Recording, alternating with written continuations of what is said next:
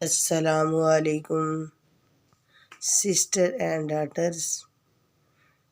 मैं दुआ करती हूँ अल्लाह ताला आपकी दुनिया और आखिरत बेहतर फरमाए। तो आज हम आपके पास नई रेसिपी लेके आए। ये मेरे पास चने की दाल है, ये मैंने भिगो दी है। तो माशाल्लाह अब इसको हम बॉईल करेंगे। प्रेशर में मैंने डाल दिया है। तो ये मेरे पास 1.5 पाव दाल है माशाल्लाह। तो आज इंशाल्लाह हम चने की दाल बनाकर आपको दिखाएंगे और बनाने का तरीका भी बताएंगे। तो बहुत ही लजीज आज की रेसिपी तैयार होने वाली है। ये मैंने प्रेशर लगा दिया है। 2 अदद मैंने प्याज काटे थे। ये कढ़ाई मैंने ली है, 1 कप ऑयल का डाल दिया है और 2 अदद प्याज। अब इसको हल्का सा ब्राउन करते, इसके बाद बाकी मसाला जात भी ऐड करेंगे।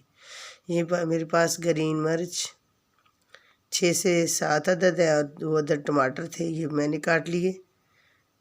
तो माशाल्लाह देखिए कितने खूबसूरत लग रहे हैं। तो अभी इंशाल्लाह इतनी देर तक दाल को बॉईल कर लेंगे और साथ ही मसाला भी तैयार कर रहे हैं। वो मसाला तैयार करते करते दाल बॉईल हो जाएगी 5-6 मिनट के अंदर अंदर।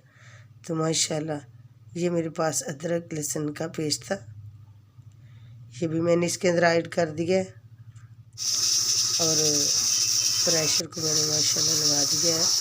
तो अभी दाल तैयार हो जाएगी आपके सामने। ये मेरे पास है। सबसे पहले मैंने डाल दिया इसके अंदर धनिया बारीक पिसा हुआ। ये ज़ीरा मेरे पास 1 चम्मच ये ऐड कर दिया है। नमक है, ये भी ऐड कर दिया है 1 चम्मच। और ये कुटी हुई मिर्च है मेरे पास 1 चम्मच, ये ऐड कर दी है। 1/2 चम्मच मैंने हल्दी का ऐड किया है। 1 चम्मच सुरख मिर्च का पाउडर ऐड कर दिया। ये मसाला जाते मेरे पास, ये सारे मैंने इसके अंदर ऐड कर दिए। तो अब आहिस्ता आहिस्ता इसको भूनेंगे अच्छे तरीके से। भूनने तक अभी दाल माशाल्लाह बॉयल हो चुकी है। ये इसके मैंने अंदर ऐड कर दी है।